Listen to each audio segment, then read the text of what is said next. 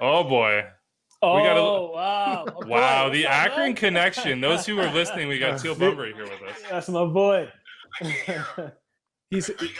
Yeah, we're live. He just said, Steel, we are currently He working. said, "What's up?" Yes. He said, Yes. "Grime scene" for Steve. Yes, I says, "What's did. up?" Oh, from New York, you are listening to Extra Time, driven by Continental. From my apartment in Bed-Stuy, Brooklyn, I'm Andrew Wiebe with my partners in soccer, David Goss, Charlie Davies. It is Thursday, September 17th, 2020. I'm just saying that to remind myself, as always, trying to keep track of where we are in this world at this time. Big show today. Steve Zakuani going to join us to talk about soccer. He has been given the awful assignment, guys, the one that you don't want, of writing a thought every single week about all 26 teams in this league. And I will pour one out for him because in about a month, he's going to be texting me being like, I can't do this anymore, man. How do I not repeat myself? These teams are doing the same thing over and over and over again. What do I do? Or it turns out Steve Zakuani is just better at what he does than you, and he doesn't do that because he can. Oh, you know what? Curveball if you didn't think of that. You say that, I dare you. Text Bobby Warshaw right now. No, won't say do that it. to Bobby Warshaw because Bobby said the exact same thing. I inherited that assignment from him, and I'm glad that Steve now has it. But we'll get his thoughts on a lot of things going around in the league. We got some good mail. We'll bring him in on, like what makes a good coach during their playing days. How do you know somebody's going to be a good coach? We will talk about Albert Elise and that transfer. We'll talk about whatever it is that's going on with Jordan Morris and soccer Twitter. I don't know what it is, but we'll talk about that. But first, I do want to put this out there. Have you guys registered to vote? You guys good on that front? Everybody good? Charlie, good to go? Thumbs up? go. Thumbs up right here. MLS today announced that in conjunction with the Black Players for Change and the MLS Players Association, they've launched MLS Unites to Vote. So go check that out. You can do so. Get some resources at mlssoccer.com/MLS Unites to Vote.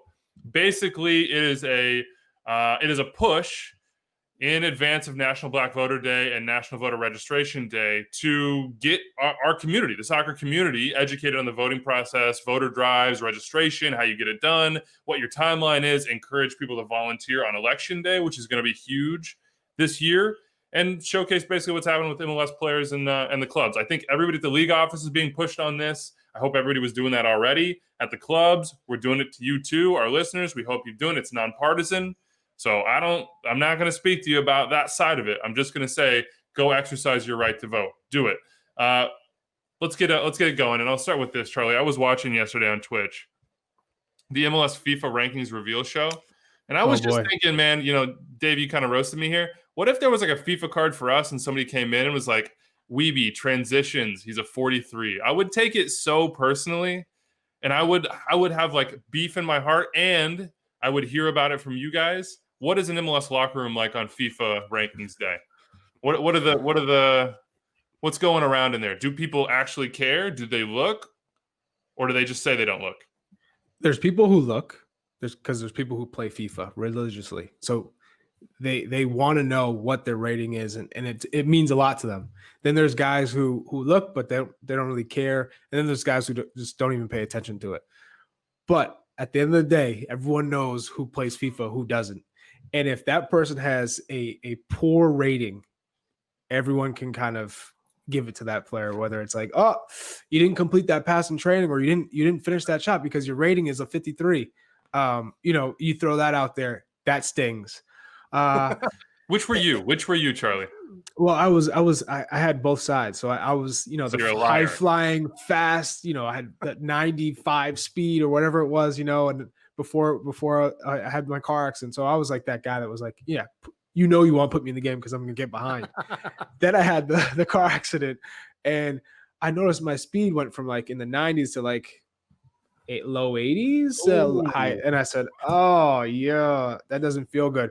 But the worst is when you just like start to play and you're in a real rhythm and a groove, like playing real games, but like your friends or teammates are playing with FIFA and you're on the bench and you're like, hey guys, you want to, hey, come on, give Charlie a run. I'm really playing. I'm scoring goals. What do you mean I'm on the bench?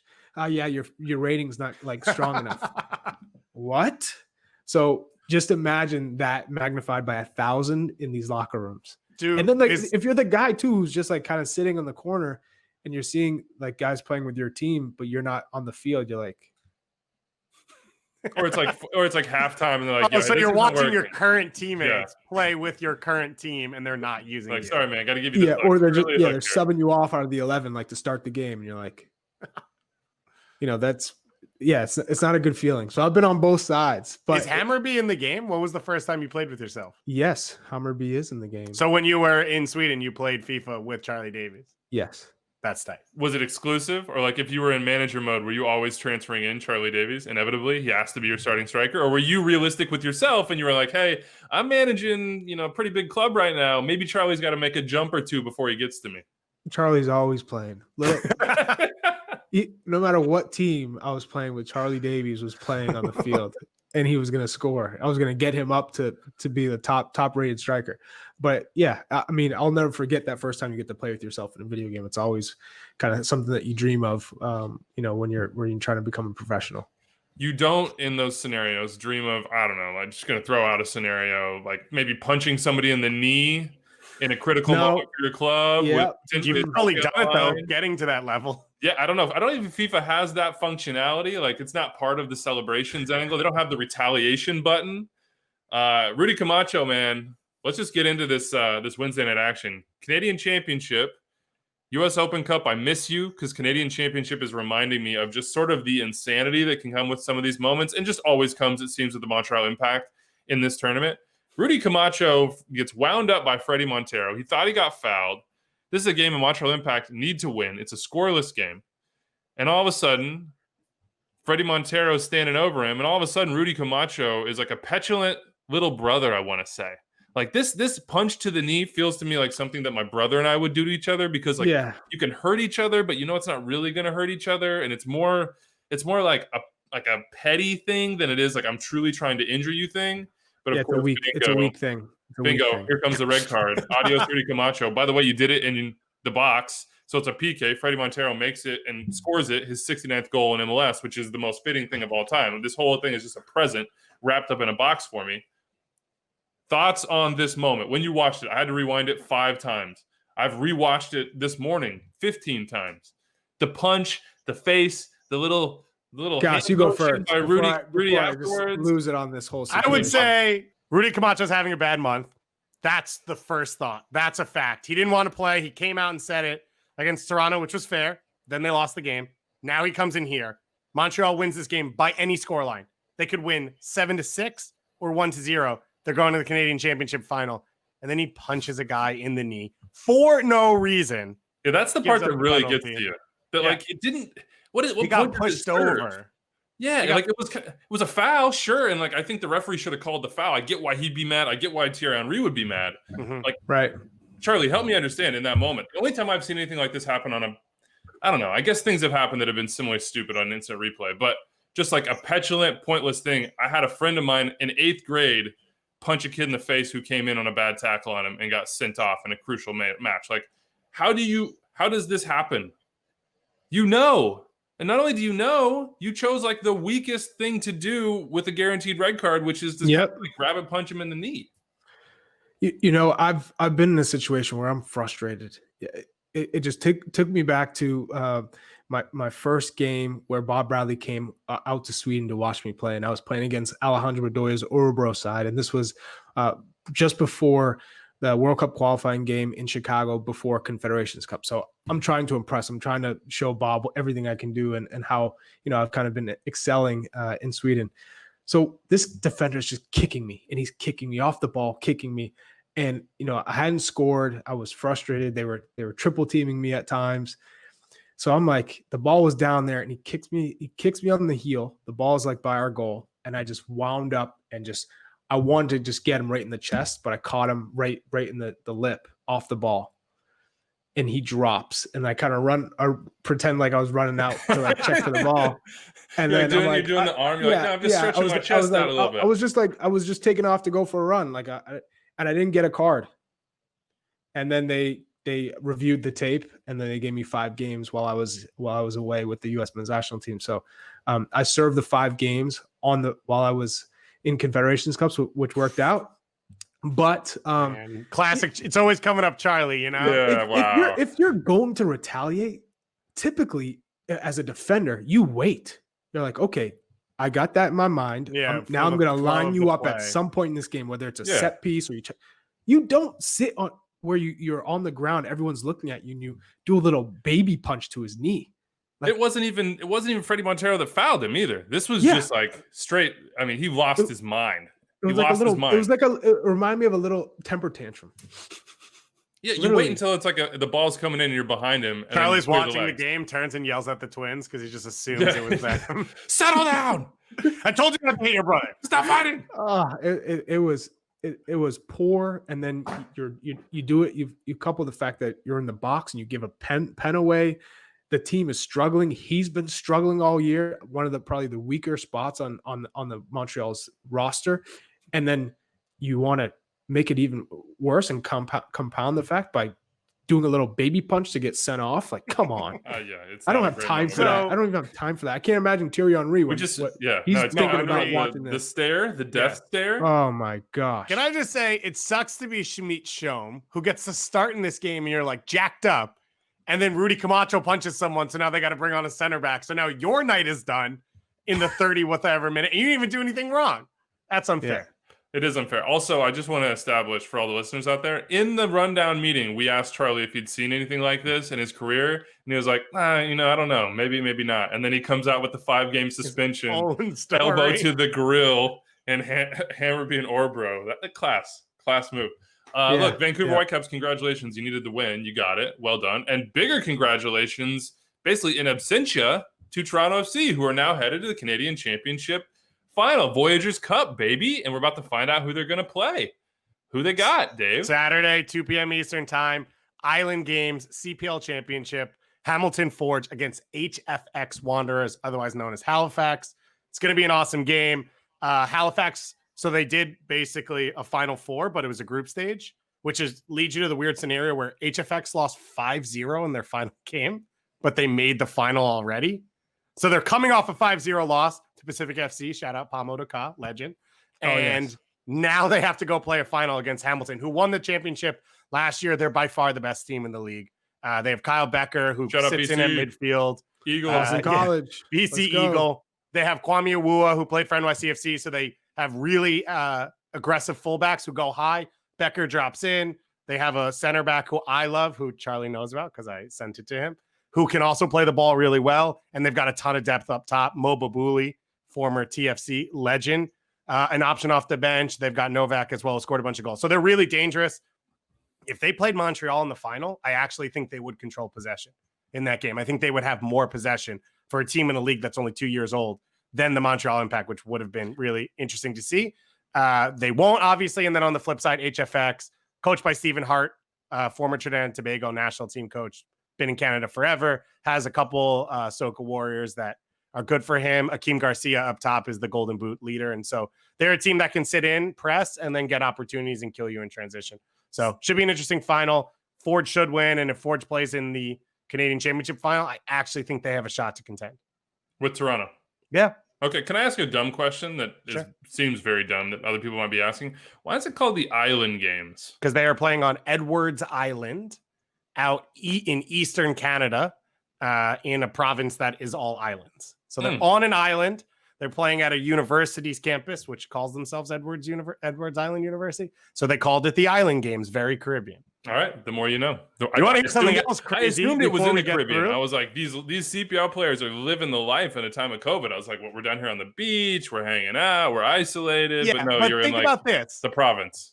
MLS does a bubble in Florida in July, and it's like 105 degrees at kickoff. This tournament, they're playing noon games, and it's 63 degrees. Like sunny. They're on the Newfoundland coast, beautiful water. I think it's a setup.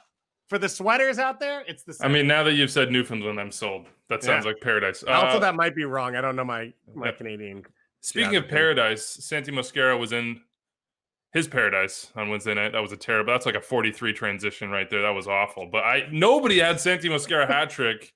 The bookies never would have picked this. Nobody in their right mind would have picked this. Santi Mosquera would not have picked this himself.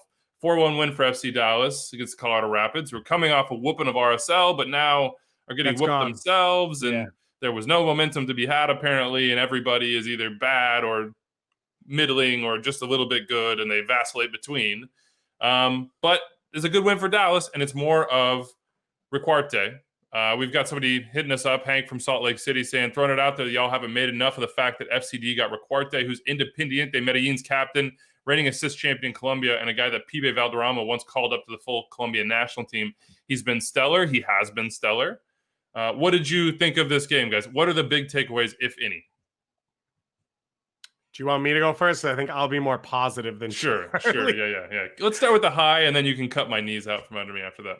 So I think I don't know that Hank's right, because I think we've made a decent deal of Riquarte. But when he signed, what I said, and similar to what I said with Franco Jara, was he brings a different element than anyone else on the team. And so Riquarte is going to start 100% of the games at home against a team like Colorado, where they're going to have more possession, where they need to create against low blocks that time. He probably isn't going to start a whole lot at LAFC and at Seattle when they're a team that's going to try and sit and play in transition. But this is why you brought him in, because you have players who can win games like that for you.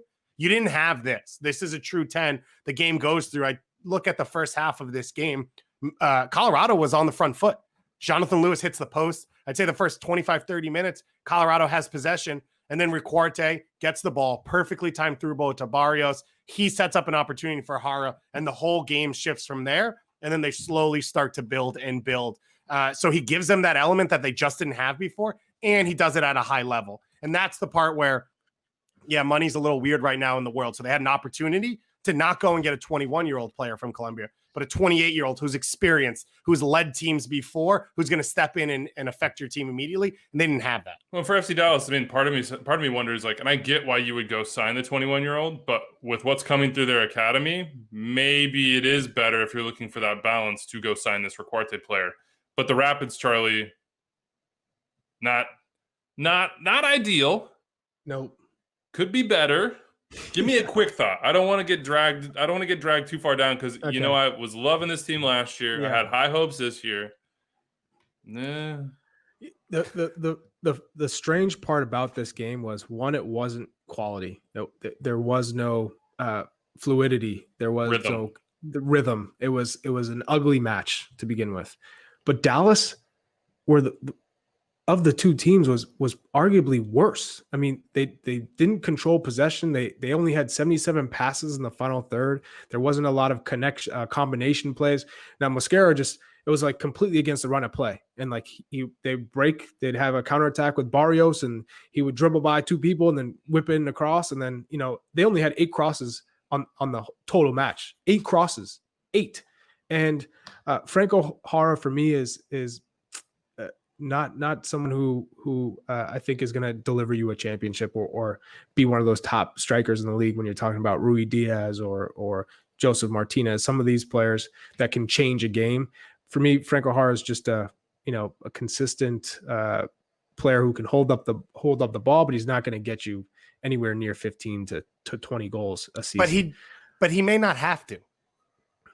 He may not have to, but I think he will have to for Dallas to win an MLS Cup. But he's an addition to what they were last year. And last year, they were a whisker away from beating the Sounders on the road in the playoffs and going to the next round. And I think he's an upgrade on what Cobra was. Is he that much of an upgrade, though? Yeah. This is a 31-year-old who has scored double digits every year in Liga MX for good teams and has won championships. Okay. I think he's a cleaner finisher. My only argument to that is Herculez Gomez did the same thing in Mexico. Different. He was a starter. Herculez Gomez was a borderline starter most of the time. No, that's not true. He came off the bench a lot. He won Golden Boot, and he was a starter. He was a sub. He was an impact sub as the Golden Boot winner. Charlie, don't try to change history on us right now. He was a starter in that league. He was a starter. He went to teams where he started. But look, Dallas are 4th in the West. The Rapids are not. Regardless, give me like 30 seconds on the Rapids right now, and let's flush Rapids this game from our memories. They make too many mistakes. Whether it's in the transition play, that you have possession, they dominated possession against Dallas. Yeah, it was in the middle of the field. There was no dangerous balls in behind. They weren't connecting. There's no. It's almost like they just play the ball. There's no identity. There's not an idea of how they want to get at teams. You have 31 crosses. The Colorado Rapids had 31 crosses and only 13% connected. I use those percentages so people understand how how it looks. It's just not entertaining. It looks poor. And then to lose 4-1, you get absolutely thrashed. It's a team that is just so inconsistent. And that's putting it like mildly. This is a team that I think is in trouble. And that's what Nomley was supposed to fix. And I actually think he's super talented, but he's not that player. Mm-hmm. He is a pick up the ball in spots, wants to float out wide and attack guys every once in a while. Yeah. He's not you play through him similar to, he's not Riquarte, which is you play through him and he can control the flow of play, or Reynoso or whatever else, the guys that we've seen. And he's not Barrios either, where it's like, okay, he's going to have issues in the final third sometimes, but he's going to be in good spots because he's so direct. I don't know that comparing him to Barrios is an up compliment or an up comparison. Okay, so Nomley for me is, when I watch him, it's a lot of get the ball in a wide position, 3 out of 4 times make a back pass. Is that fair, or am I seeing something that you're not seeing? Yeah, I don't know that I totally see that. I would say most of the time there's no one in front of him. That's you fair. Don't want to him lose possession totally. But I think when he attacks with the ball, he created the goal that got them to tie against SKC at home, which was their only result for like a month, because he drove at the back line and created that opportunity and laid a ball off. That was well timed. Do we make anything out of Kai Kamara not being on the field for the second game? Is this something that we're going to see more often? Is this transition? Is this kind of like, I don't know. We're going to go in a different direction. Produced. This year, the goals haven't been there for Diego Rubio, but that's across the board. Chinyashiki got his first goal this year in this match. This is the rookie of the year. He had 7 last year. You would have expected him to take like a jump forward. And Jonathan Lewis, again, to go back to your consistency point, it's not there. I mean, I don't want to belabor this because I feel like we have more fun stuff to talk about. Let's do it with Steve Zakuani. It's an AT&T 5G call to the field. Steve Zakuani, what's up, man? Dining room what's up, life. Guys? Yeah, I can see. I am in my dining room, yes, I am. Beautiful. Very formal of you. We'll try to keep this not formal. We'll start with this. Before we get to Portland and San Jose, what was your FIFA rating, and did you like it or have beef with the way that they judged you back in the day? Definitely have beef. I think the highest was 75. Could have been a little bit higher, but I think they got me about 75, which, I'll take it for now. I'll take it. So I'm just guessing. I don't know, but Charlie was talking about his before, and he seemed to allude that his highest attribute was speed. You are very fast. He threw 95 out there, which I'm going to have to go back and check those Hammerby days. They gave him 95. Yeah, I was at 95. I was like 92, 93. Yeah. What? Yeah. Time out. We don't have confirmation of the 95 though. No, okay. But I respect your speed. It was good. You just would have been right there. Just a little bit behind you. I'll give it to you. You're quick. Oh man. All right, let's get into the soccer, Steve. You've been doing great work for MLSsoccer.com. Love your voice there. So many breakdowns from midweek, the weekends, thoughts on every team, which at the top of the show I said, I pity you. You're doing a great job so far, and I'm sure you'll do a wonderful job to continue. You guys, by the way, I found research on FIFA ratings. There's one person in this chat that's a liar, but I won't point fingers. Oh. How do you go, Charlie? How do you go to Charlie? Yeah. I'm just saying, Charlie, 91's not 95. It was 95. Maybe in Sweden, maybe on the conversion. The Swedish version of FIFA that year. Steve, Portland and San Jose, 1-1 draw last night. Who should be more worried, in your opinion? I think from that game, San Jose probably will feel they deserve to win. Overall, worried, I'd be more worried if I was San Jose, because I think Portland, they haven't been great since coming back from MLS's back tournament, but they have enough players who've been there and done it that when it's time to figure it out, they will. I'm thinking of the 2 Diegos, Valeri and Chara. Those 2 in particular. I watched them play in Seattle about 10 days ago, 2 weeks ago, and they were fantastic. Valeri was back to like his Valeri best. Chara was fantastic. Williamson in the middle was good. So I think overall, they will be okay. San Jose, funny enough, was my sort of dark horse to maybe do something this season, because what they did last season, and it just doesn't look good for them. And I feel they're more prone to slip backwards than go forwards, even though I did think they probably shaded last night and maybe could have deserved the points. Does Mateus Almeida have to change the way he plays? Or is that he says he's not going to do it? So this is maybe a moot question. So I don't know. I think he has to. I covered the game when Seattle beat them 7-1, and I couldn't believe the tactics. I mean, they were man marking all over the pitch. And I think if you've watched Jordan Morris and you conclude that the best way to stop him is to man mark him at the halfway line and leave 50 yards of space in behind, I don't know how you come up with that. So, Steve, you and I put in our prime, mark us 1v1, please. Exactly, right? It was like, come out to the touchline, follow me out here. Exactly. They played right into it. And they were down 3-0 in 15 minutes, 4-0 in 20 minutes, and there was zero adjustment. So I think you can be a coach who has a system and a style. At some point, you have to make adjustments. And I think that he has to kind of change some of his ways a little bit. I don't think the players he has suits that system right now. And for that reason, even yesterday, I mean, they attack sometimes and keep one player back. And they invite the counterattack all the times. And on the wrong day, like it was in Washington for them, they can get hit pretty bad. So I think he has to adjust at some point. What was that day like? I mean, I assume you're down on the field watching. Are you you're in the booth? Where are you? I'm not allowed on the field at this point. No one is, just the players. So I was up in the booth, and it was weird because we wanted to celebrate what Seattle were doing, but we couldn't hide that a part of it was just how bad San Jose was. Like, I think the Sounders were very good that day. I remember Ladero being on his game, Jovan Jones, like his old self, Rudy Diaz doing what he does. But I couldn't help but notice just how bad San Jose was. I mean, the middle of the field was just wide open because the Sounders were just pulling wide. San Jose were man-marking them. And then as soon as Jordan ran inside or Rudy Diaz ran inside, they were 1v1. So I think it was a weird game to call. At one point, we thought it was going to be 12-0, actually, because they were going to score every time they attacked. So we gave the Sounders credit for sure, but it was just as much probably how bad on that day San Jose was. Yeah. I commend you for recognizing that. I'm imagining right now a race. True professionalism. In the prime of Charlie Davies, Steve Zakuani, and Jordan Morris. Be honest, both of you.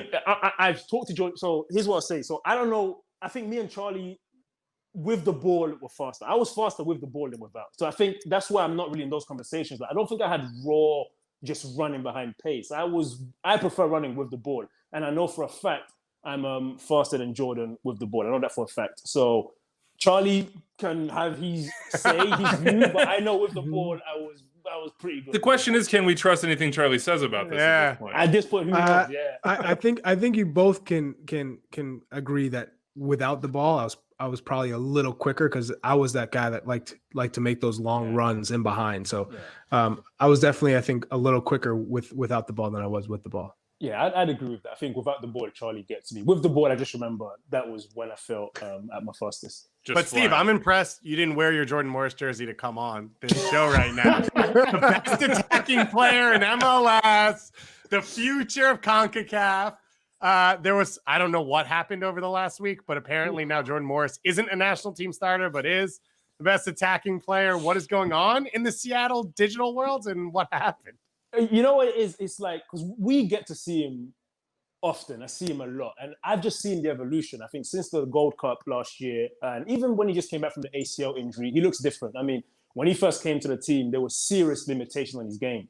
His left foot was not good. He did not want to go left. He would actually beat you on the left and then try to use the outside of his right foot and wouldn't do well. He's worked on that since he's come back. He's one-on-one finishing now. When he gets through on goal, his composure is unbelievable, and it's improved a lot. There still are limitations to his game, don't get me wrong. So I think the word that I really was going for, rather than best, is dangerous, because I think he's a very dangerous player. And I think Carlos Vela, for me, is in a league of his own. I don't count Joseph Martinez right now because he's injured. From everyone else, in terms of just, if I was a right back, who do I not want to face on their best day? It's going to be Jordan Morris, because you can't keep up with him. He's unbelievably quick. He knows how to use his pace now, extremely physical, and he's improved when he gets in the box. His one-on-one finishing is the best it's been here. He can use his left foot. He can come inside. He's learning to play with Nico Ladero, because those guys like to combine and play little 1-2s and things like that. And Jordan, that was in his game. So I think he's learning that. And yeah, I'm biased. I've known Jordan since Jordan was 14, 15, training with the first team. So I've known Jordan for a very long time. So maybe I'm a bit biased as well. But I do think his numbers back this up to an extent. And there's guys you can argue. I mean, Diego Rossi probably wouldn't be happy with me.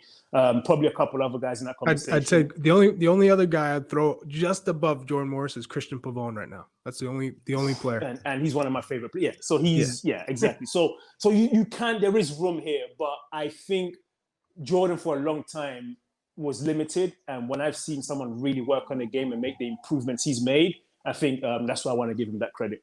Can I ask you what you saw? I mean, you've known him for so long. We're talking about a decade at this point. So you're not hesitating here, and I'm sure you guys have had this conversation. He obviously knows there are limitations. How did he fix those? What did he do?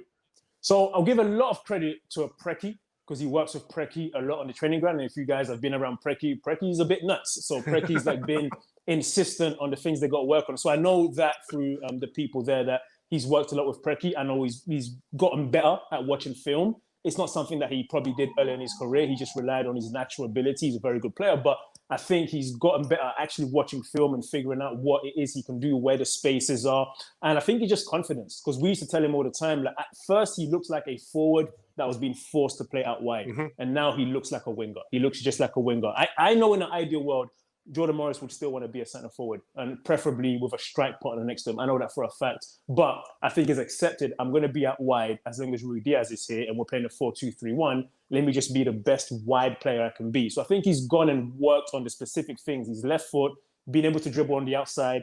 And then because of his breakaway speed, he's going to get a lot of 1v1s. And he's gotten better at actually getting there, slowing the game down a little bit, finding the corners. And he's finishing really well right now. And Steve, you talked about his progress, and I've seen it as well firsthand, just seeing how he looks comfortable and he can go both sides. His hold-up play, his combination play. I think the use of his feet, both left and right. But we all talked about his high ceiling, his max potential, and how we'd like to see him go across overseas and test his talent over there in Europe. Is that still a possibility in his mind, or do you think he's set on being in Major League Soccer for the rest of his career? No, I'm glad you asked. I think it is now. I think 3 years ago, I think he was very happy here, very comfortable here. He's the hometown hero. Everybody loves Jordan here. His dad's been the soundest team doctor for the longest time back when I was playing as well. So I think there was a feeling of being comfortable here. I think as he's seen how much better he's getting, how good he's getting, I think every player, it crosses your mind at some point of, I wonder what if, or what could I do over there? Now, is he going to go over to the EPL and play at the level of a Christian Pulisic? Probably not. That's something that I've never seen before. So maybe not that. But I think he can go to certain European teams and be successful. I think his skill set will translate. Once you have that kind of pace, it is just an advantage. And then you have to hone different skills around it. So I've not directly spoke to him about this. I've alluded to it in a couple of conversations. And Jordan, doesn't give much away anyway. But I think the wheels are spinning in his mind, and he's considering that at some point, if he gets a chance, I think he will take it, actually. Charlie, Steve, get this done for Charlie. I need Aubameyang, Lacazette, and Jordan Morris. Barrett, come on, get this done for him. You got the Arsenal links. We need the USMNT. We got Chelsea. We got Barcelona going. We got Bayern. Wow. Come on. Charlie, is he a starter? Jordan Morris on the national team. Like, that was what this whole craziness after, Steve, you said that. And then, look, Twitter gets a hold of things and it goes a whole different direction. And there was some really A-plus narrative building going on out there. Is Jordan Morris, in your mind, Charlie, I know you pay so much attention to this, do the podcast, or deep in that world. To you, is he a starter on the national team right now? And both of you know I'm very passionate about the U.S. men's national team. And I'm maybe too critical at times or too harsh. And I always go back to, when you're called up to the national team, you need to be doing it with your club team. You need to be performing. You need to be in form. And right now, Jordan Morris's form should give him a starting spot with the U.S. men's national team, because he is showing what he can do. He's doing it in different ways, playing against different type of teams where teams either sit back or they press him, they're aggressive. He finds a way to make an impact. When you have a player who's playing at that level, it's easy to transition into the national team because your confidence is that high and you want those players getting the minutes. So I think right now at this moment, he's a starter. Boom. He just gavelled you, internet, soccer, Twitter, gavel, landing right now. Can everybody raise their hand? Alistair Brewer hit us up, Steve, and he asked I'm assuming he's from Seattle. He says, the win was nice. We like 7-1, but why does Arriaga get called for every foul when he gets hit or stepped on? Bogus PK. I say that's a PK. Anybody gonna? Yes. No. He lunges. He lunges. He lunges, misses the ball. What are you gonna do? He lunges, misses the ball, and misses the man. The guy stepped on his foot and fell over. No He's way. He's running. No. Yeah, Tommy Johnson is trying to make a soccer play. Steve-O's right there. No way. That one. No. How are you getting fouled if you're stepping on somebody? Yeah. Answer that question. That one wasn't. And listen, Arriaga commits a lot of fouls a game. I mean, he's due for a penalty every game, but that one wasn't a penalty. I can't. No, Fine. it wasn't. I still don't agree. Well, you're calling that. Think about it, Weeby. You're running by somebody, and you step and on they their leg. They step into where you are running. He lunged. He tried to win the ball. He missed it by a mile, and he took the dude's foot. Take a second. No, he didn't take and think about that. The guys you stepped into a place that they're trying to go. They step on you, and it's your causing Tommy, the foul. who's under control right there, Charlie? Who's under control? The attacking player or the defensive player? It doesn't matter who's under control. Yeah, it does. Why does it matter? It does. The defender lunges into space and he doesn't win anything. All right, we're gonna let this go. And someone runs through me. It's not my foul. No, that's like someone's taking a shot. But Ariaga's not standing, buddy. He's lunging in to try to win the ball and missing by 2 feet. Anyway, I can't let this continue because nobody's gonna agree here. This is narrative building. Yes, this is. Instant replay. Hashtag. Hit us up. Love it. Roger Gonzalez at CBS says DeAndre Yedlin wants to leave Newcastle before the end of the window. Oh boy. Wow. Wow, the Akron connection. Those who are listening, we got Teal Bunbury here with us. That's my boy. We're live. He just said, Teal, we are currently working. He said, what's up? Yes. He said, grime scene for Steve. Yes, I did. What's up? All right, now we got to get Nagby, Perry come on. in. Let's get the Akron squad together. And Paipatakwa, can we get him in here? DeAndre Yedlin to the Sounders. Could it happen, Steve? Should it happen? Both sides would want it. Yes, both sides would want it. I know that for a fact. I talked to DeAndre. I was with him maybe like a year ago. Spent some time with him in Newcastle, and at the time, he wasn't saying now, but he would like to finish his career here in Seattle. Like Jordan, this is his home. His family's still here. His mom, his sister, his friends. So, if in an ideal world they could make it work, I think both would. I'm not sure exactly what's happening at Newcastle. He looks to be on the outside in. I've not really spoken to him much, but I don't know that it can happen with just what's in place in MLS. So I think due to the way it's set up right now, I don't foresee him coming back anytime soon, although I think they both would like to have him back. So do you think he'd be happy to come back and play for a different MLS team? If he had to, yes. But Seattle was 1, 2, 3, 4, 5, and then maybe in 6th place somewhere else. If he had to, yes. But he even then, he would have an eye on Seattle. I know he wants to finish his story, his arc. What he wants is to finish his career here in Seattle, I think. Let's say it happened. Let's say, all the logistical stuff somehow, some way comes to fruition at the end of the window. It's a deadline move. Where would Seattle play DeAndre Yedlin right now? Because I don't think you can't take Leerdam out of the lineup, can you? He's got to come in and fight Leerdam. Leerdam's scoring every week, so he can't go out. So it's like Kelvin Leerdam's being consistent, and you know what you're getting out of him every week. So it'd be kind of harsh to take him out. I think, DeAndre would, if he came, would have to come in and compete. The only scenario I can see is if you're playing with wing backs, DeAndre's strengths are maybe better suited to that. Would Seattle do sometimes on the road, 3-5-2 on the road sometimes? I can see DeAndre being more suited to that, and maybe late on in games you can play both of them on the right-hand side. But no, he'd have a fight on his hands because Kelvin Leerdam, he's playing incredible football right now, and he's one of the first names on the team sheet at this moment. So it would be a challenge in that sense. Who are the top 3 teams in MLS in your mind right now, Steve? We had a challenging discussion about this because you read the power rankings and the schedule is all messed up. It's all imbalanced. Teams are rotating like crazy. Sometimes you don't believe what you see with your eyes from game to game because it's so different. In your mind, who are the best 3 teams in MLS right now? So I definitely think some teams are benefiting from the schedule more than others. Clearly. Some teams are in a dogfight every couple days. So you're saying you want to play FC Cincinnati more if you're... Your words, yeah. So, but no, your words. Yeah, the best team in the league is Columbus Crew, and they've only conceded 4 goals this season. I think that is the standout stat for that team. I don't think they're too flashy. They're maybe like what the LAFC were last year or Atlanta before them, but they're the most efficient team. And I think when you have the spine of Mensah, Nagby, Zelarayan, and now Zardes with the goals he's scoring, and they're always going to get goals, and they very rarely concede. I think that's the best team. Second best team in the league at this moment, it's going to be a toss-up between the Sounders and Sporting Kansas City.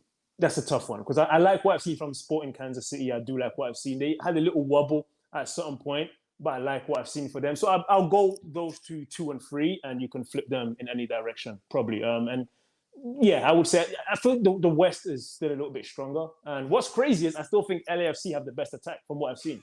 And they just concede 3 goals every game. But no one plays like them. But the way they attack, even without Carlos Vela, I would hate to be a defender facing that team. They come at you from all angles, but they're just conceding so many goals. So they're on the outside because of that. But those 3 I'd probably go with. So real quick, Caleb Porter probably better than anyone else in MLS. What has he done? What does he want this team to do? Like, what are the Columbus Crew in your mind going to be over the next few months and years? He traded for Darlington Nagbe. That's the first key for Caleb Porter team. It's like any team he has, he needs that guy in the team. They know each other so well. And the thing is, Nagbe will do any job. He plays as a 6, and then there was one game Zelleren was missing, and they played Nagbe at the 10, and it was unbelievable. You can play him on the wing, you can play him. So having that guy in the middle lets him build the rest of his team. So every Caleb Porter team needs this. So he needs a lead at the back, a strong centre back. He's checked any team he's been at that's been successful. He needs that voice in the back.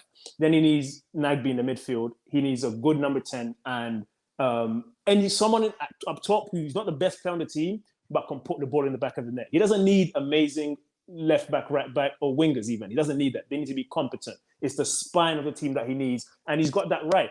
Zellerian looks like the real deal. Every time I've seen him play, he looks like what Valeri was for Caleb Porter in Portland in those early years. So just has a strong spine, and his best attribute is he gets you to believe that you're better than you even are. He comes to a place and because he's an intense person, and you guys know, and he believes that winning should be an expectation, and he sets that in motion pretty early, I think. And I think he's done that there. You can see the team's very confident, and he's getting the best out of everyone. I mean, Zardes is scoring goals for fun. Everyone seems to be enjoying the way they're playing. He's getting his rotations right. So I think he just has the makeup of a Caleb Porter team, and I think they're going to take some beating because they don't concede many goals. So to beat them, you're going to have to be on your A game offensively. They're going to score. So they can easily be the team to come out of the East and be an MLS Cup easily. We're talking about number 9s here in relation to Zardes. And you kind of said he doesn't have to be the best. He just has to do his job the best. I don't think that's the case for Gonzalo Higuain personally. I think the expectations on him are he has to be an MVP candidate. He has to change Inter Miami. What do you think he will be in this league? Again, it's not official, but the owner's taking pictures at the airport. So it's official, but it's not official. What can he be? I always struggle, and maybe Charlie can answer this better than me because I was in a striker, but with big-time strikers coming here, I always struggle with because where they're coming from, they're getting the best service from their midfielders. Mm-hmm. It's like you want the ball here on my left foot at this speed, it's coming to your left foot at that speed. That's not always guaranteed here. So when Zlatan first came, I had serious doubts, but I didn't think he'd get the service he could. Obviously, he completely proved me wrong because he's an animal and he can just do what he wants to do. I don't know that Higuain is that kind of player. So it's going to depend a lot on the players around him. He's not a guy that can pick the ball up, dribble 5 guys, and always consistently create his own shot. That's not the kind of player he is. So it's more he's going to be fine. If he gets the chances, he can be a 20-goal scorer, without question. The quality is there. Obviously, he's played at the highest level. He's played with the national team for Argentina for many, many years at this point. So that's not an issue whatsoever. I think what I struggle to see is him getting consistent quality service to create those chances. And for that reason, I think it's going to be so-so. Charlie, what do you think? I think we've seen the accomplished strikers in Europe that come over here and have a ton of success because typically the center backs in this league aren't the strongest. And so for that reason alone, I think he's still going to have success. Now, how much success? I think that's the question that Steve-O is asking because you have Pizarro, you have Matuidi, you have some of these players who have played at a high level who will get him the ball. But it comes down to, are they going to make it one-dimensional? We saw Zlatan. He didn't have the best service, but because of the player he is, he could still make do with the balls that he had because of his size, because of his quality. The goal he introduced himself to Major League Soccer. It's a bouncing ball midfield, and he strikes it from 40 yards. It's Zlatan Ibrahimovic. Okay, that's what you pay, the price you pay to get a player like that. Higuain is a player that thrives on those little through balls and the connection, the chemistry. He's got to be in sync with the players around him. And from what we've seen from Inter Miami, they don't really have that going right now, So for me, I do believe he's that type of player who's going to score 20 goals a season if he gets service. But if he doesn't, probably more in the 15 goal range. But this is a player who has quality, and I do think he'll be successful here. Can I just push back a little and say, you mentioned the experienced strikers coming here and having success.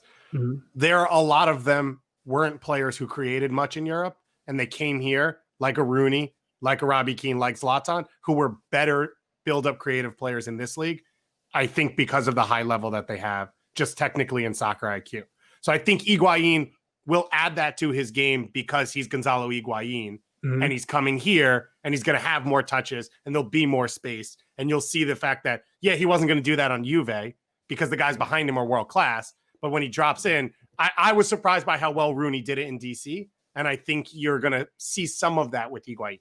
I think he did a lot of that last year with Juve. If you look at his role, he wasn't like a 9 high in the box every time service comes to me player. He played a lot in wide areas and had to be the guy that fed the Dybalas of the world and Ronaldo. I think it's going to be success. We'll see.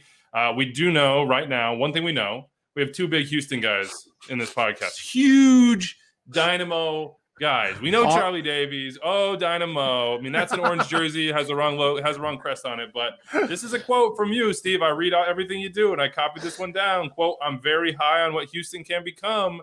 This team is downright scary at their very best, and I believe they can challenge for first place in the West. That was pre-Albert Elise move, so I'll give you credit on that one. Which is that's a big pre. You also flagged piece. the defense, which was a great point as well. Walk me through your Houston viewpoint right now, your take. And does it still stand without Elise? It's tough because he was in my thinking for that, because what I was thinking, Tab Ramos was getting the best out of all of them. So first I'll begin with Darwin Quintero. So he's outside of the international friendlies I played against, like Barcelona, Chelsea, those kinds of teams. In a real game, Quintero was the best player I ever played by far. When he was at Santos Laguna, it wasn't even fair. He was playing attacking mid, and I spoke to Hercules Gomez about him several times because I just couldn't believe how good this guy was. Like, he had a skill set of a winger, but he played inside, good combinations, dribble past everybody, was scoring goals for fun, had a great connection with Peralta. So when he came to MLS, I knew he'd be special, and there were glimpses in Minnesota. He scored a crazy hat-trick versus Toronto, etc. I think Tab Ramos is the coach for him because he's getting the best out of him. You can see Quintero's more committed. I've never seen him track back as much as he's doing now, run off the ball. He still can do more, but he's on his way up. I think him, at least when he was there, were the two when they countered, and they really countered, it was scary. Like, it was scary the way they were countered. They would send numbers forward, and if they lost it, those guys would press right away, win the ball back, and I put my money on them when they're within 30 yards of the goal. So that came more from that perspective. I think they'll still be good even without Elise. I think Tab Ramos is a very good coach, and he's getting the most out of them. The question mark I have is the consistency. I feel like as the season wears on, I know what I'm going to get from Seattle Sounders. I know what I'm going to get from this season Sporting Kansas City. I assume once they figure out the defensive issue, LAFC. Some of those better teams in the West, I know what I'll get from them. I would even put Portland there. I think Portland are going to figure out what the issues are, and they will make a run to close out the season. Houston, I don't know yet. At the very best, that's it. What they can be, very excited about. Will they become it? The task just got a little bit tougher without Elise. What do we think of this move for Elise? We asked Rodrigo Carvalho on the last show about the move to Boavista, and it's not official again, but apparently, according to our guy Eduardo Solano, who knows, I mean, he probably asked Elise, and he probably told him that Albert said goodbye to the Dynamo. Last 6 months of his deal, it's probably time to get something. Dave, what do you think about that move? I think for Houston, you had to weigh how competitive can we be in MLS with Albert Elise versus what is our franchise like. How much money do we have to get to sell him?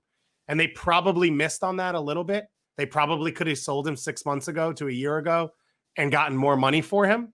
But on the flip side, they won a championship with him. They won a U.S. Open Cup.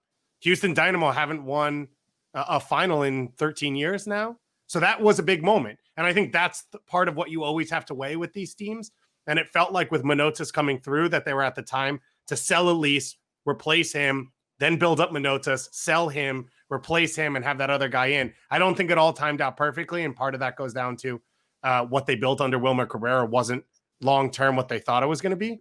But in the end here, I agree with what Steve says, how dangerous they can be with him. I think they can be very dangerous without him. So I think it was worth getting something for him now rather than letting the contract run out. And reportedly, they got another player in the pipeline from Argentina, Mateo Bajamish. We'll see about him soon enough. Rumor is 1.2 million, 9 goals in the second division last year and 21 appearances, a 4-year deal. I mean, they got Manotas from Colombian second division. That's turned out pretty well, though they got get him rolling again, too. From Albert's perspective, though, Charlie, you've made a move to a Hammarby where you were thinking this is going to be a stop on my path. Now, Albert is older. What do you think he's thinking, and is this the right type of move for him? Yeah, I do think it's a right move. You're getting your foot in the door in Europe. I mean, that's why a lot of players would go to Scandinavia, because they know it's a stepping stone. It's a place where you're going to play, you're going to get a lot of minutes, and all the eyes across Europe are in these leagues because they're feeder leagues. And Portugal is a great feeder league because you're playing against Champions League competition in Porto and Benfica and Sporting, and you still have a great club in Braga who are always competing in Europa League. So for a player like him, Reggie Cannon, now Lille being involved in League One, it's a great stepping stone, because if you produce in Portugal, you're going to be streamlined to the French league, Liga at least, or you're looking at the Bundesliga, La Liga, because that's typically where a lot of players like to go from Portugal. It's a smooth transition. But it's definitely a place you want to go, because you're going to get the playing time, and then you can kind of show where your game can go and the potential. And then for a lot of players, that's intriguing. That's what it's about. Steve, your boy Henry Wingo is like 2 games from being in the Champions League group stage. So I'm happy for him. I couldn't believe it, but yeah, I'm happy for him. Do you think, Steve, and I'm working on a column about this right now as I think about Reggie Cannon, about what do you think about how MLS teams are navigating the transfer market? Because if you go back to December 2018, that was when Commissioner Don Garber came out and said, kind of to everyone's surprise that it would be said publicly in this way, that MLS needed to become a selling league. And it's gotten better. I mean, Adams was, I think, the day he said that, Tyler Adams, Zach Steffen, and these are just homegrowns, Chris Richards, Henry Wingo, Joe Scally, Donnell Henry, Chris Durkin, Reggie Cannon, Alphonso Davies. Alphonso Davies was the summer before. Okay, but he still got sold. Yeah, he got sold, but it was the summer before. It's easy, I would say, to be like, we got to be a selling league when you're talking about Alphonso Davies and Tyler Adams. My contention is that MLS has to become a selling league maybe sometimes when they don't want to sell, or they don't feel like it's the right time, because they've done the succession planning the right way, because it's the only way to make a market.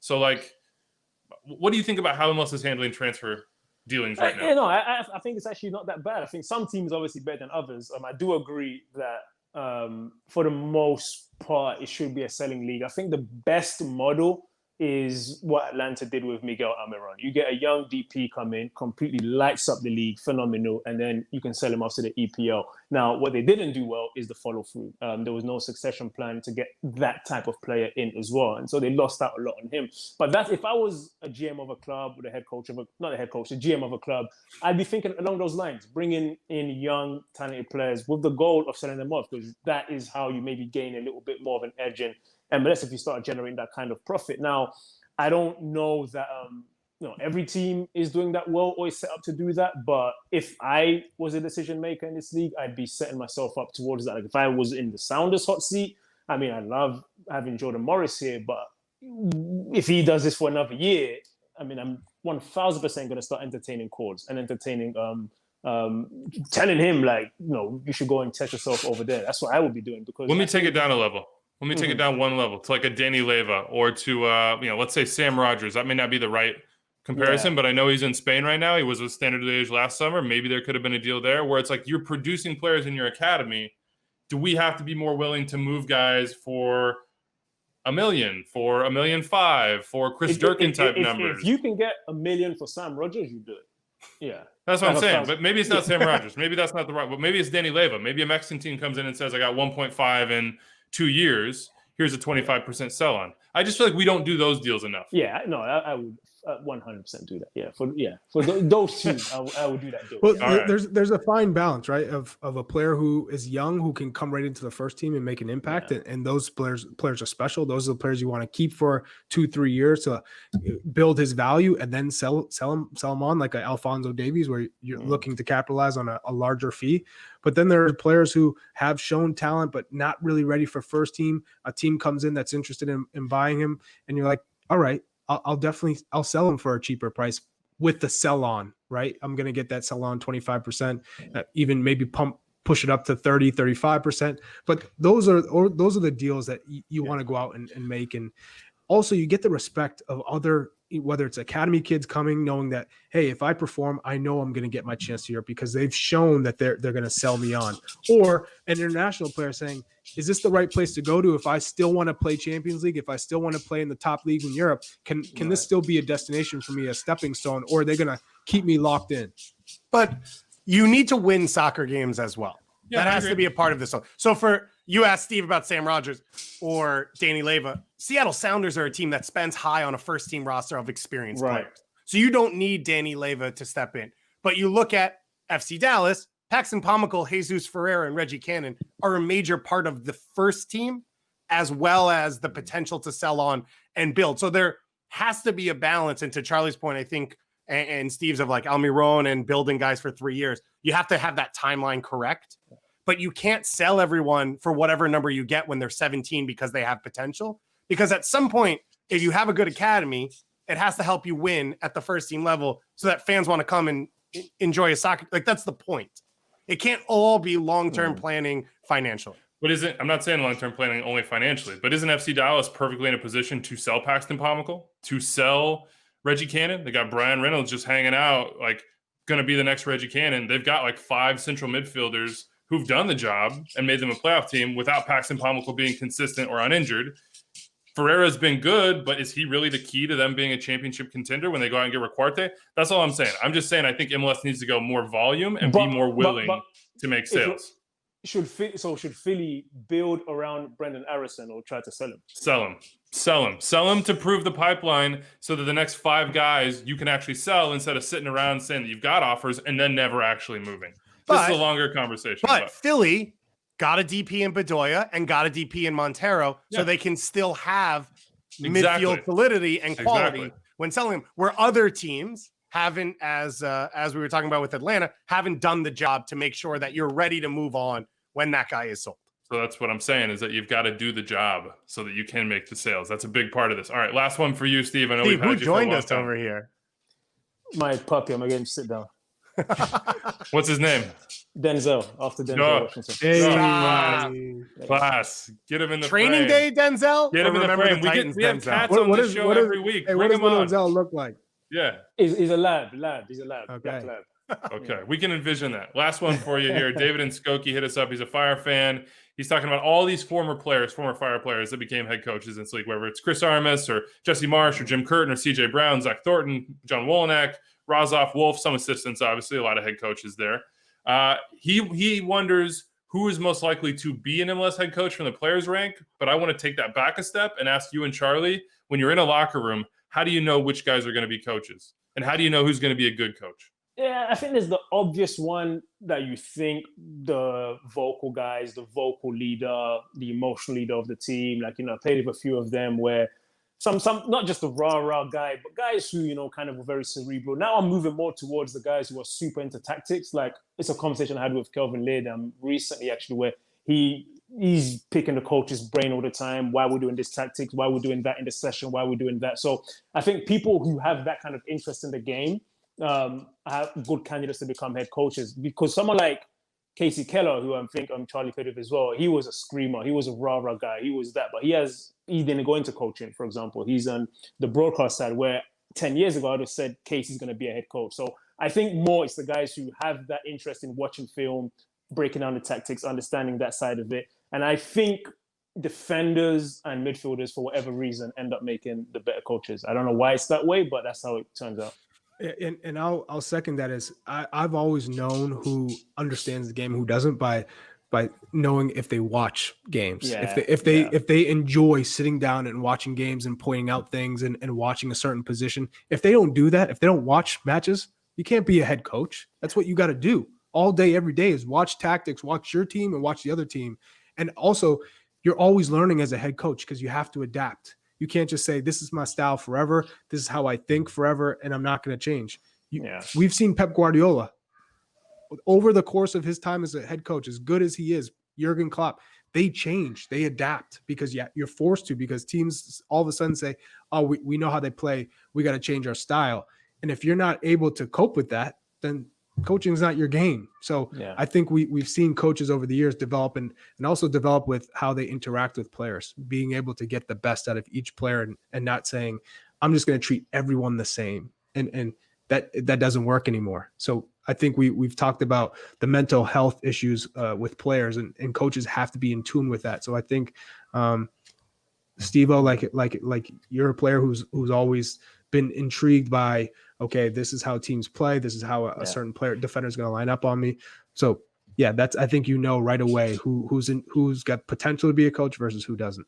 Who jumps out to you guys? Who as having that potential? Who's a current player in MLS?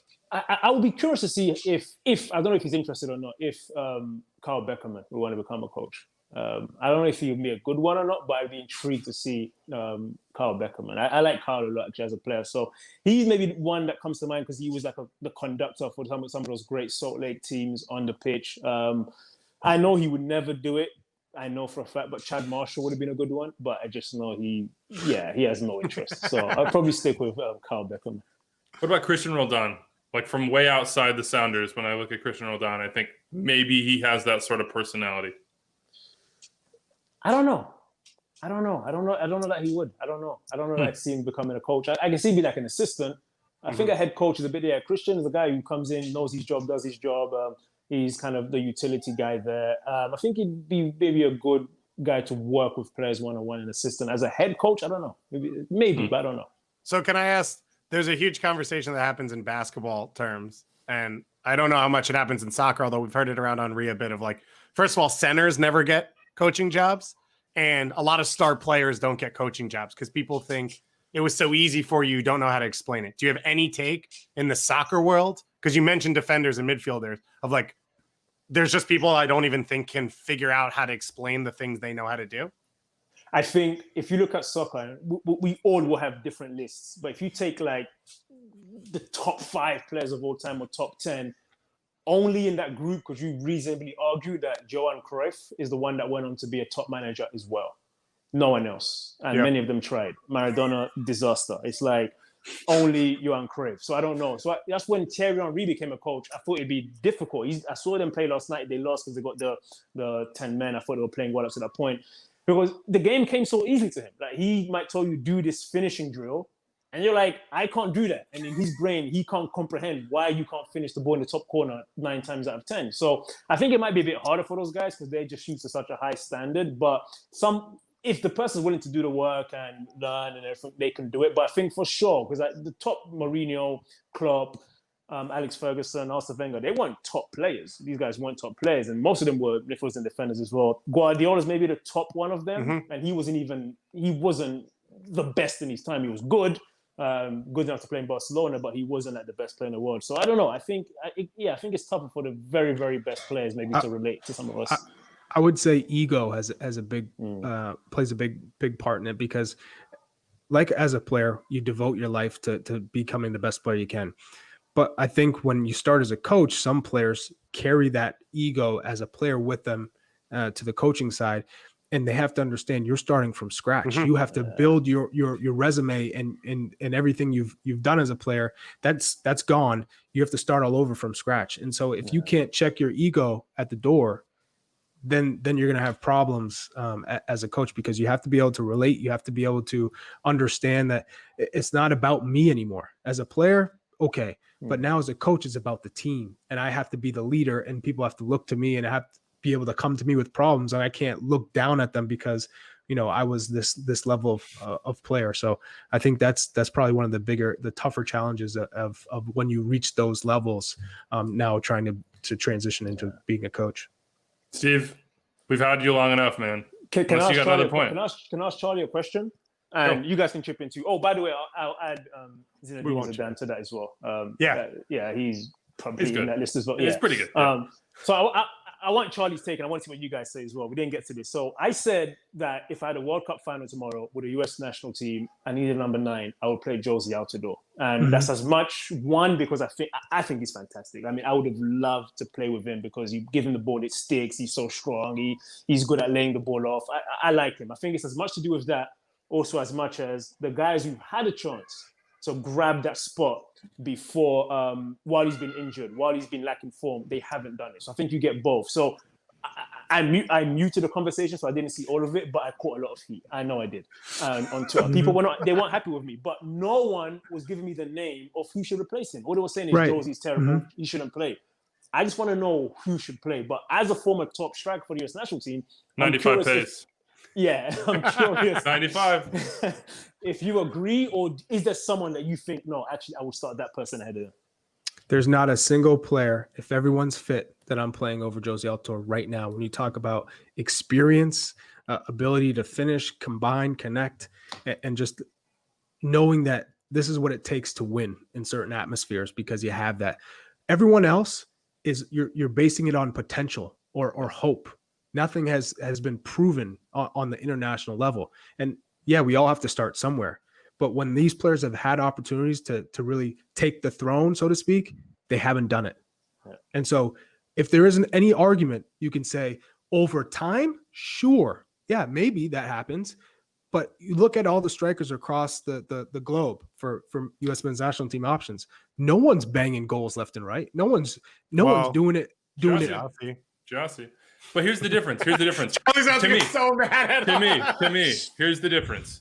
Jozy Zardes is reliant on that service, that system to get him in the right position. And he's great once he makes that run and he's there. His runs, his hold-up play is much improved. He's a much better soccer player than give him credit for. I agree. But he's much better than he was. Jozy is like a level up for Christian Pulisic, for Jordan Morris, for Gio Reyna, for anyone you put around him. He's going to make all those guys better. And then he will also give you the goals at the end. The only question you have with Jozy is health. That's it. The difference is technical ability. Yeah. He doesn't rely on just running in behind, which is what Jozy Zardes does.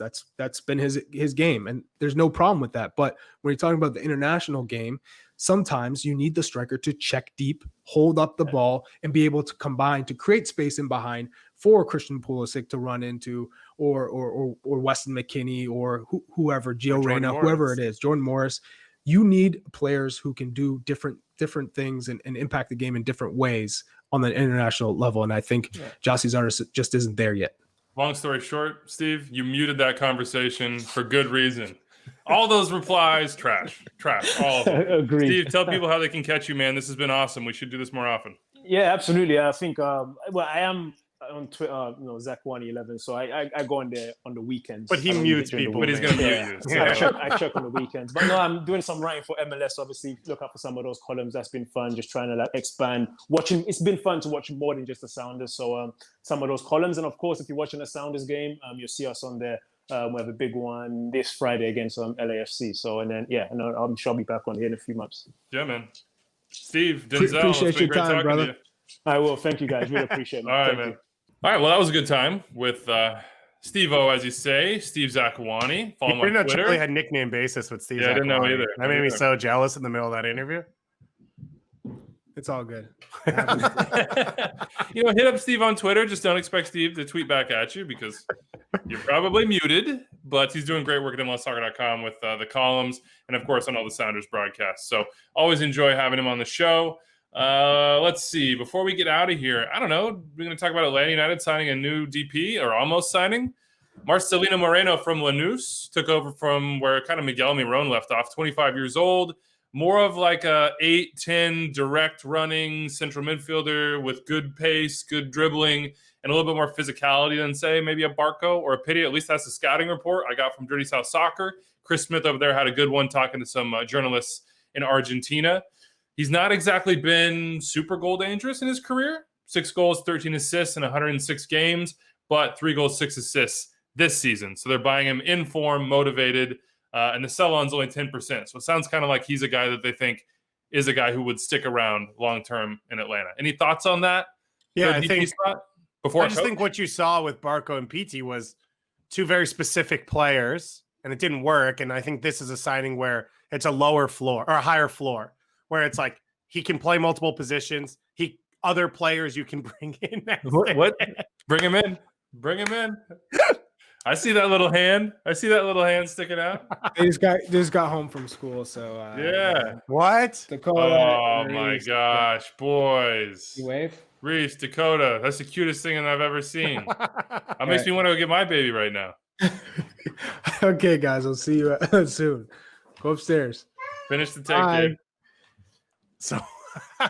So I would just say, I think this is a guy who you can put different people around him. I think that's the point of this signing is one, you don't know who the coach is, so you don't know the style. And two, you need someone who, let's be real, it sounds like Barco may not be there long-term. You don't know what the future holds. You need someone where you can get different type of talent to put them around them. And you don't need to build around that person because you're not there yet as your club again. Yep. We'll see what happens. I think they will want to open up that other DP spot. That will depend on what happens with Barco, whether somebody comes in with an offer or he plays well enough to get one. Right now, all 3 DP spots, if this comes off, will be filled for Atlanta United. Can I ask you, Dave, when we do this mail here, 401-206-0MLS, extra time at MLSsoccer.com, who's putting the header in the rundown for the mails? Because this is Matt Turn -her ? Is that you? There was one that was like, everybody hates the Sounders. It's always me. Oh, okay. They were very entertaining. I entertain myself in those. Okay, I enjoy them. I don't expect anyone will read them, so I just go for me.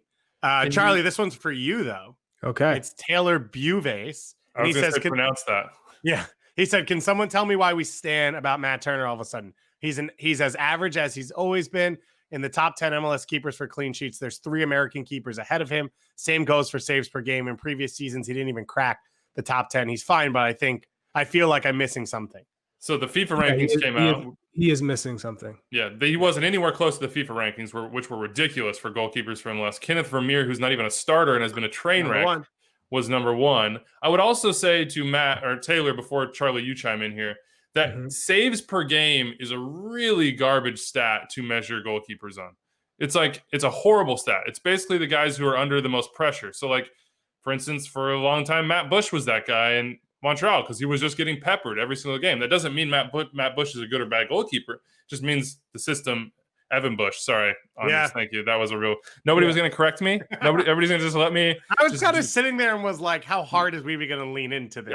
You're one mention, I don't need to pull the show back. Drown in the water. Jeez, God. Okay, Charlie, just jump in and save me, dude. Throw me the life preserver, okay? Yeah. No, I mean, Kenneth Vermeer is a 76. I mean, he might be the worst goalkeeper in Major League Soccer that was starting for a while. So when you look at consistent keepers, I think one facet of a keeper's game that I always found impressive was if they're not involved for long periods of the time during a match, and then they're called upon, whether it's a critical chance, a through ball, and it's a 1v1, or just a wide open opportunity that most players will finish, and they make that big save. That's when I was like, wow, this keeper stays in the game, and someone that you can depend on to either get you points or just keep it close. So Matt Turner is one of those players who has made a crazy growth in his game as far as his command of the box. He comes out, I think earlier on, he'd come out and he wasn't sure if he should punch it, if he should catch it, and how to approach a ball. Now when he comes out, he's sure. 2, his distribution. He'll get it, and he's always has his head up. He's looking to spring somebody into space, and he puts it on a rope. So this is a player who probably didn't use his feet all that often, and probably until 3 years ago.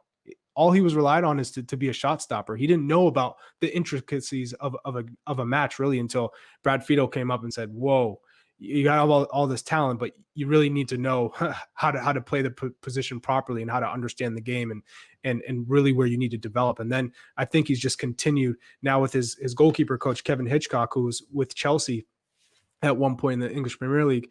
He understands, okay, this is how I get to be a top goalkeeper in certain aspects of the game, reading the game, organizing your defenders, all the little things that make an average goalie very good, because he's always been stellar when it comes to shot stopping. But now all those little things like reading the game, I think he's really developed into a top keeper. And he's a top for me, probably a top 2 American keepers in the league right now, consistently playing from week to week. And on this list, he should be no lower than 4.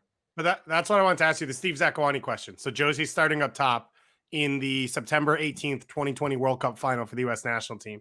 Is Matt Turner A, on that roster, and B, is he starting for the U.S. as of today? Yes, he's on that roster. So he's top 3, right?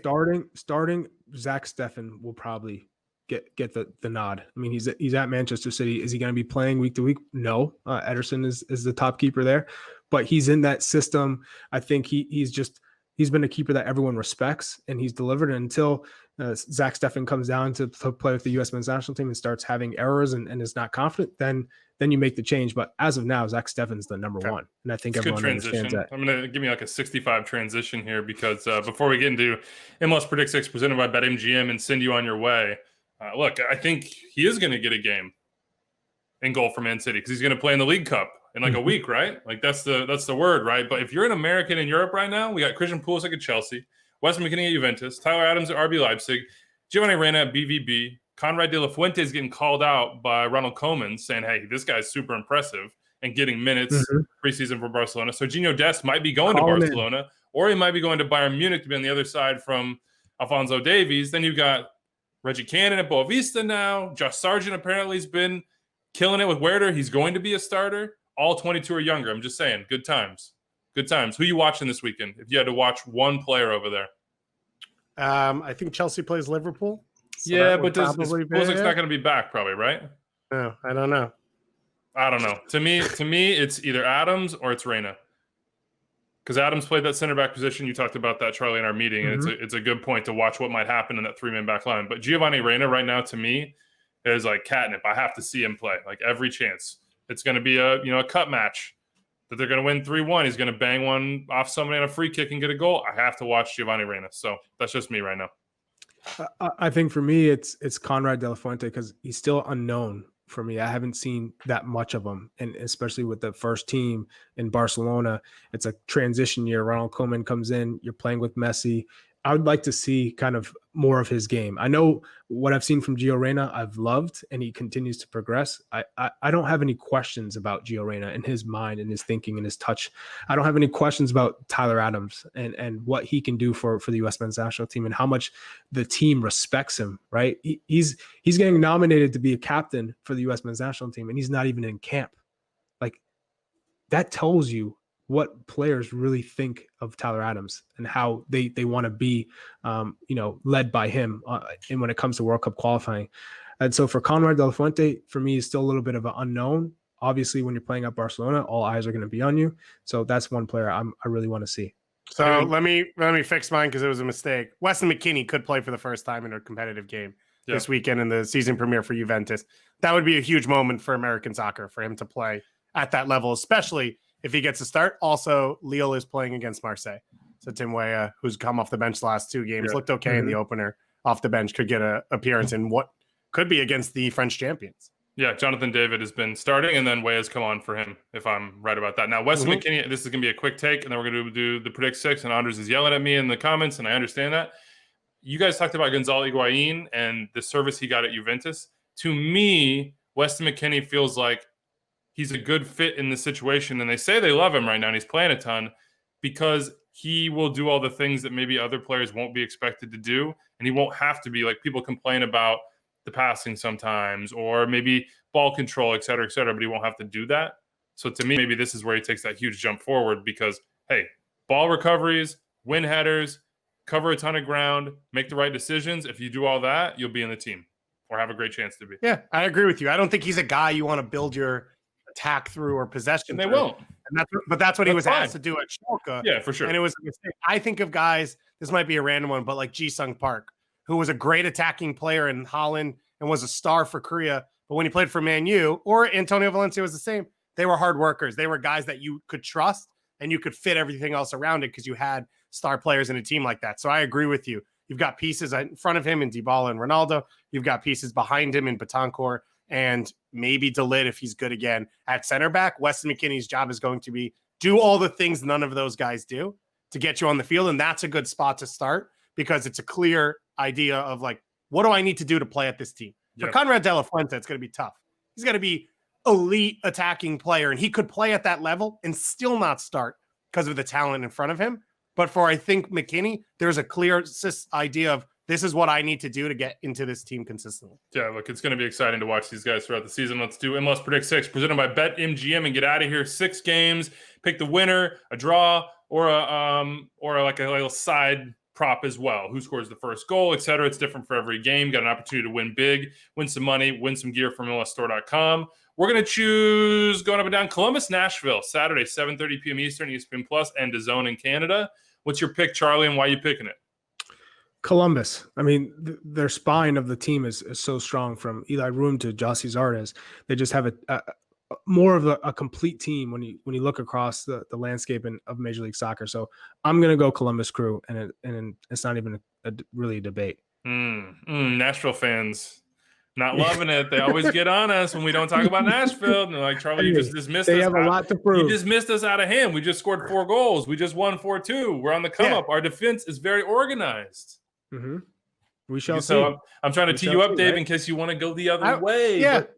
You're going to go Nashville. Are you going to go? I'll take it. I'll say the attack more confident, purely just based off Don Badji looked happy after he scored a goal and took guys on and had opportunities. I think the other thing is with no Zelarayan and maybe no Nagbe for Columbus, it's harder for them to break down that low block because, as Charlie talked about before, Zardes is a guy who wants to run into space. There isn't really that space. Luis Diaz struggles, I think, when the game's a little bit smaller, and then you're starting to rely on Pedro Santos and Derek Etienne, and I think a lot of the pieces there for Columbus, when they break down teams that are in a low block, it's going to come through the quality of Zelarayan and Nagbe. If those two guys are unavailable, then Nashville has a chance because they're comfortable defending in that way, and then they can hit Columbus on the counter. Say the words. If one Nashville or two, win? If 1 or 2 are available? 1 or 2. There's only 2 of them, Charlie. If 1 or 2 of them are available, then they're if one of the 2 are available. If 1 or 2 are available, I still take Nashville. Wow. Nashville SC for victory in the BetMGM pick Predict 6. Exactly. I'm going draw. I'll split it between, and we'll call that good. We had a great time with Steve Zakuani today. Hope you enjoyed. A little longer podcast for you ahead of the weekend. We'll be back on Monday with the normal crew. Enjoy the soccer, everybody. We'll see you soon.